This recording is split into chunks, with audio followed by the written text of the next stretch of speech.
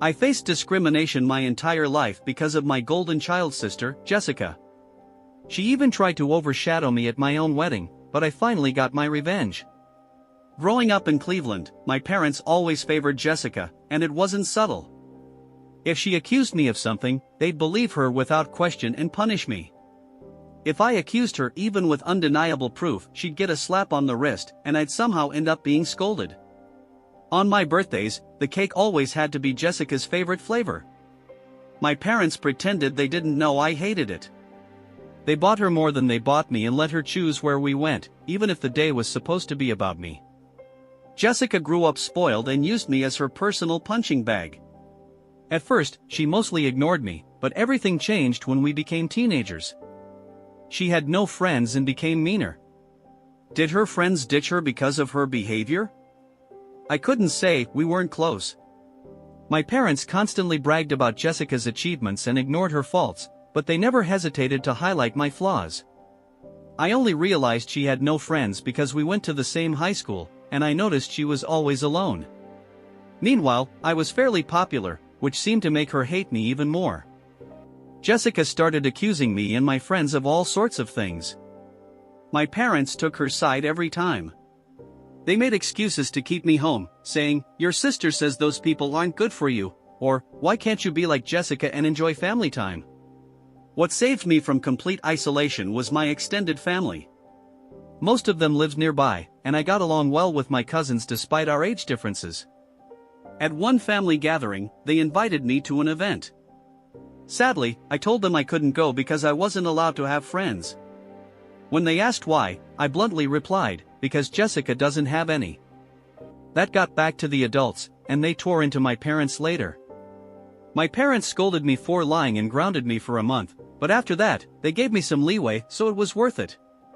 Jessica demanded to switch schools after that humiliation. My parents immediately obliged, even though the new school was further away and more expensive. Jessica made friends there, but her bitterness toward me only grew. She never went back to ignoring me. Instead, she made my life miserable. Her new friends came over and bullied me, which my parents dismissed as light teasing. I couldn't invite friends over because my parents were awful hosts, or worse, Jessica would accuse my friends of stealing, and my parents would believe her. I became close to my cousins because my parents wouldn't dare treat family that way. Then I got my first boyfriend. I avoided bringing him home, but my parents insisted. One day, while we were separated at the house, he came to find me. He told me Jessica had been flirting with him, wearing skimpy clothes, batting her eyelashes, and telling him I was awful while she was so much better. He was disgusted and came to warn me. Naturally, Jessica told my parents a different story, claiming my boyfriend had tried to flirt with her. Guess who my parents believed? My boyfriend wasn't perfect, but I immediately believed him for a mean reason, Jessica. Even as a resentful, self-conscious teenager, I knew my boyfriend wouldn't cheat on me with her. Jessica was overweight and spoiled. Her attempts at flirting were cringeworthy because she was used to demanding things and getting them, not earning them. She didn't look remotely like some sexy model, and I knew my boyfriend wouldn't trade me for her. My parents forbade me from seeing him again, saying I had bad judgment. We tried dating in secret, but it didn't last. My next boyfriend suffered the same fate. Jessica accused him of flirting with her, and when he rejected her advances, my parents blamed me again. I tried to point out the pattern, but they dismissed me as picking bad boys. The stress of the Romeo and Juliet situation ended that relationship, too. Jessica brought one boyfriend home during this time, and my parents couldn't praise him enough. They constantly compared me to her, asking why I couldn't find someone like him. That is, until he stopped showing up. Suddenly, he was a manipulative liar who had hurt Jessica. The favoritism never stopped. Jessica had more spending money, fewer curfews, and more freedom. When I pointed this out, my parents claimed it was because she was older. But when I reached her age, they said it was because I couldn't be trusted, using her false accusations against me as proof. Time passed, and Jessica graduated. She got into a mediocre college with no scholarships, but my parents made a huge deal out of it. They promised to pay for everything. I was relieved she was leaving, but it didn't make my life easier. She came home every other weekend, and things in my room would go missing. My curfews remained strict. When it was my turn to graduate, my mom sat me down for a talk. She said they couldn't afford college for me because they were paying for Jessica's. I should get a job right after high school and wait until Jessica finished college to see if they could afford to help me. She added that if I stayed home, I'd have to pay rent, contribute to the bills, and cover all my expenses. When I suggested student loans, she quickly shot that down, saying, "My parents said they were so caring toward me and that they'd decide whether a college was worth the debt if I wanted to take out loans."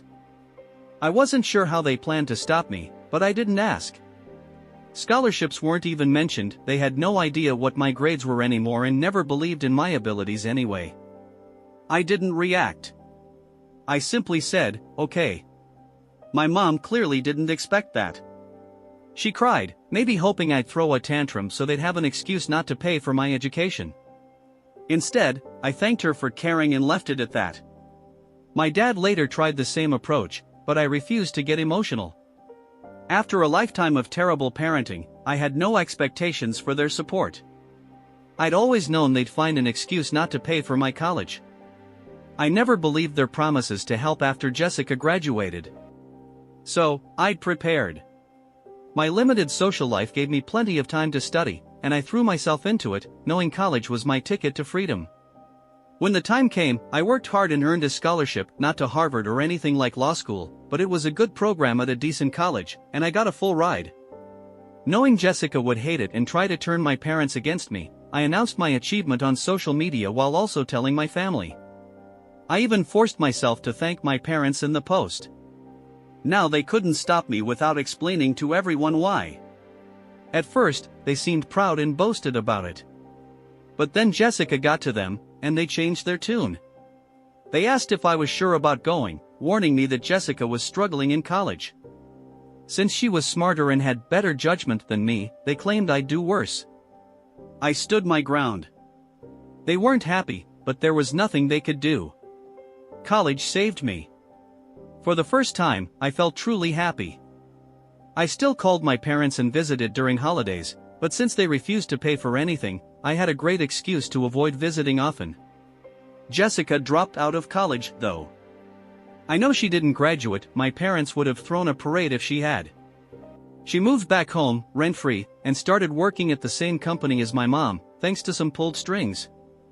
My parents framed this as a huge achievement, even presenting it to me as if I should be impressed. Around this time, I met my future husband, Tyler. Tyler's the type of person who acts when others say, "If I were in that situation, I'd do something." I'm the opposite, a meek, non-confrontational doormat who lies awake at night thinking of the perfect comeback hours too late.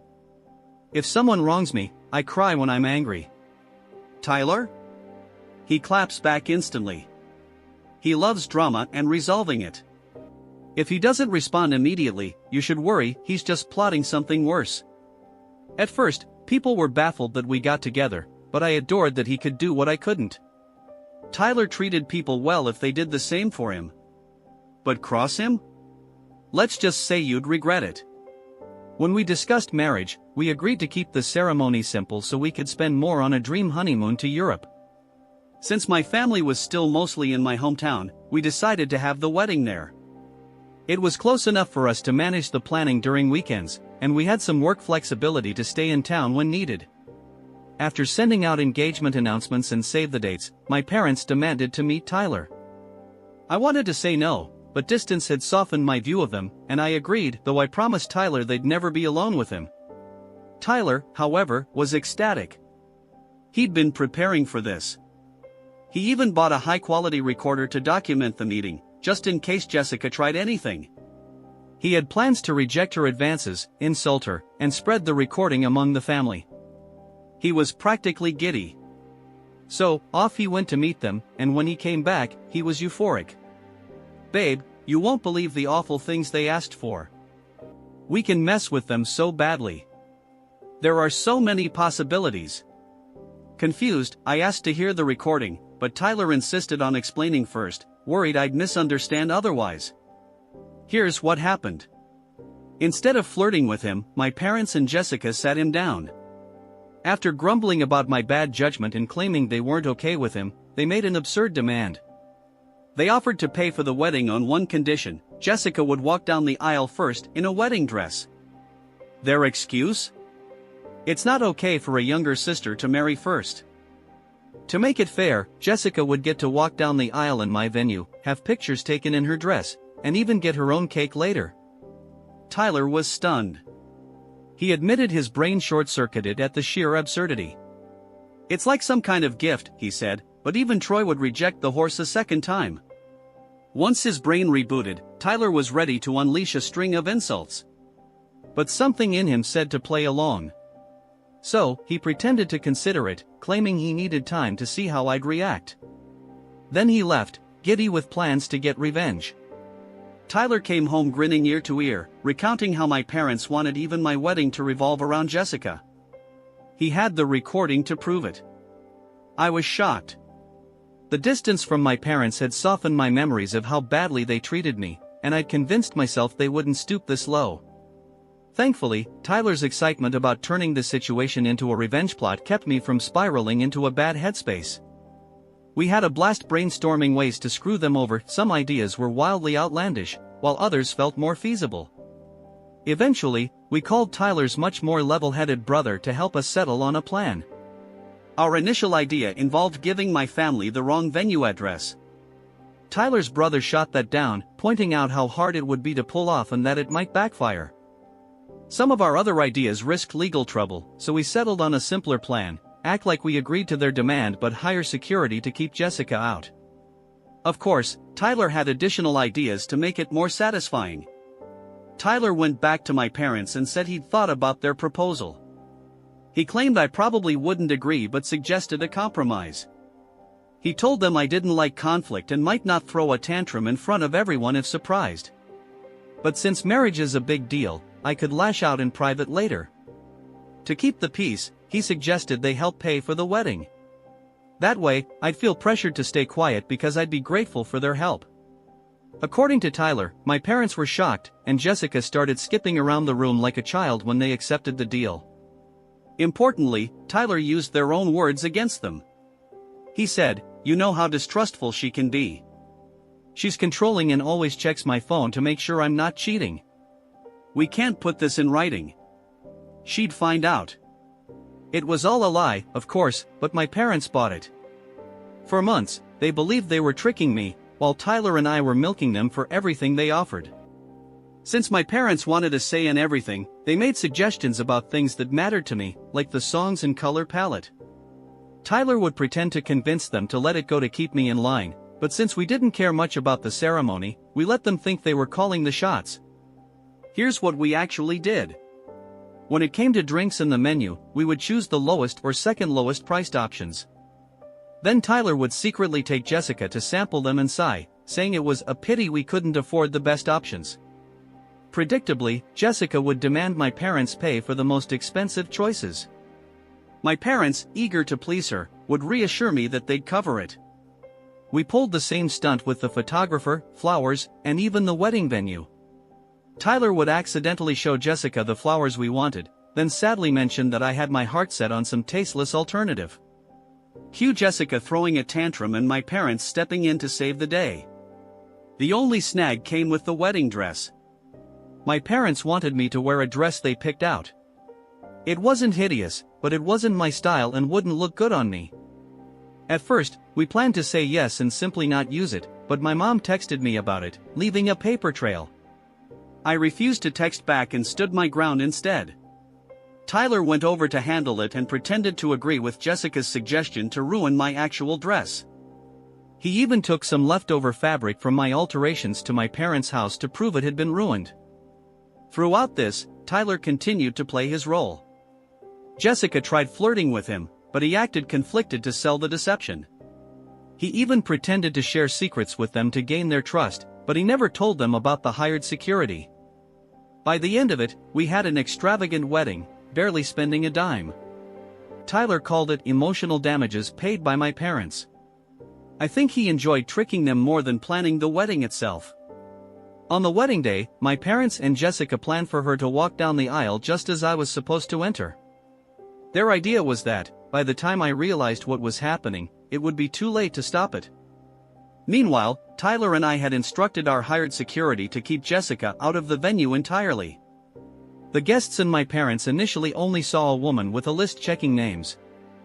Once everyone was seated, we brought out the actual security, a guy who looked like a bouncer. When Jessica texted my parents that she was 5 minutes away, my dad signaled the ceremony to start. He stood at the entrance, waiting for me, while my bridesmaids followed his lead. One of our friends, who wasn't in the wedding party, texted me to get ready. The friend was Tyler's ally and eager to help stir the drama. As the bridal song began, the doors opened, and I entered. My dad looked shocked to see me. He tried to look past me toward the entrance but couldn't see it from his position. Moments later, his phone rang. It was Jessica. He mumbled something about needing to step away, leaving me at the altar, as gasps and whispers filled the room.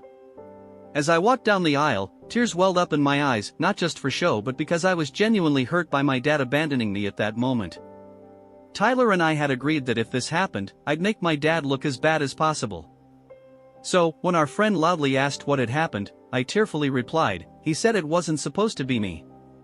Gasps filled the room. The friend played her part perfectly, repeating loudly, "What does he mean? It's not supposed to be you," so everyone could hear. Then she ran off to check, creating chaos to keep my dad from returning and stopping the ceremony. Eventually, my mom left too. At that moment, Tyler's dad ran up to take my arm. He'd been warned that he might need to step in. His desperate dash made me smile despite everything. I walked down the aisle, whispers following me as people speculated about what was happening. When I reached Tyler, he comforted me, joking that my performance was Oscar-worthy and promising to handle my parents later. The ceremony proceeded without further interruptions. My parents didn't come back. At the reception, people kept leaving and returning, but no one told me what was happening. Maybe they wanted to spare me, or maybe they felt it wasn't the time. Either way, everyone seemed extra kind, positive, and excited throughout the night.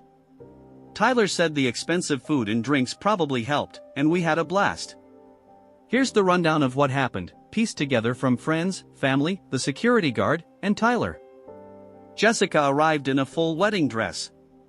The security guard refused to let her in, saying she must have the wrong venue because there was already a bride. We tipped him generously for that line. My dad tried threatening him, saying he'd call the police because he'd never heard of him. The guard calmly agreed, pointing out that he'd been hired by us and was just doing his job. My dad realized calling the cops would take too long and demanded Jessica be let in. At this point, our friend arrived, shouting and insulting Jessica to stall for time. Soon, my mom and others joined the commotion. The entire plan unraveled, and my parents had to switch to damage control as everyone realized how outrageous their scheme was. People started berating my parents and Jessica, horrified that they'd try to pull such a stunt. My parents blamed Tyler, claiming he'd agreed to the plan.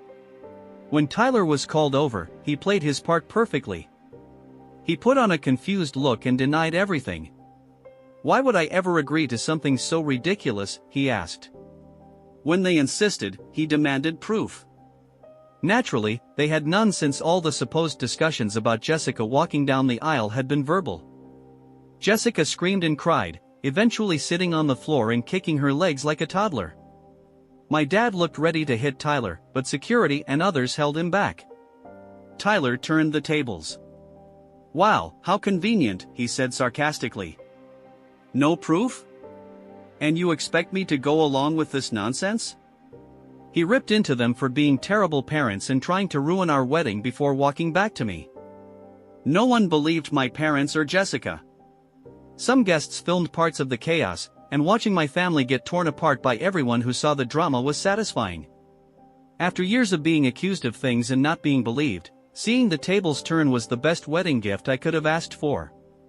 Jessica sat crying on the ground, my mom was in tears, and my dad alternated between purple with rage and pale with embarrassment. They kept claiming Tyler was in on it, but people kept asking why he'd agree, why there was no proof, and why they wanted Jessica to do this at my wedding. They had no answers. Eventually, they were told to leave. My dad had to drag Jessica out because she refused to stand. The rest of the night went smoothly.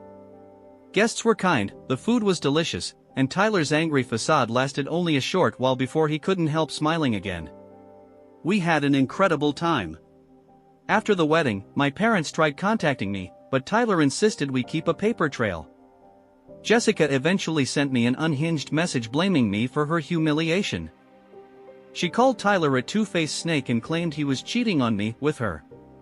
Tyler took my phone, screenshotted everything, and sent it to our family group chat.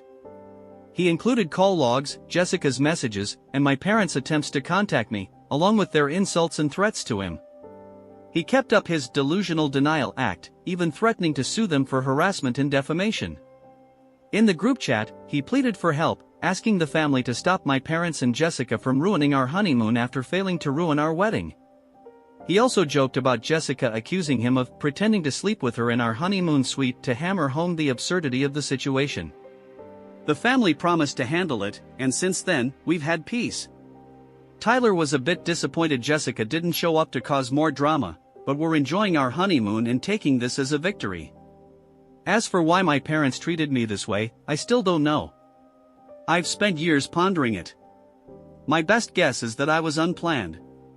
Jessica was their miracle child, and I was a surprise they didn't want. In the end, it doesn't matter. Whatever the reason, their behavior was unwarranted. For once, they failed to ruin something meaningful to me, and I got my revenge.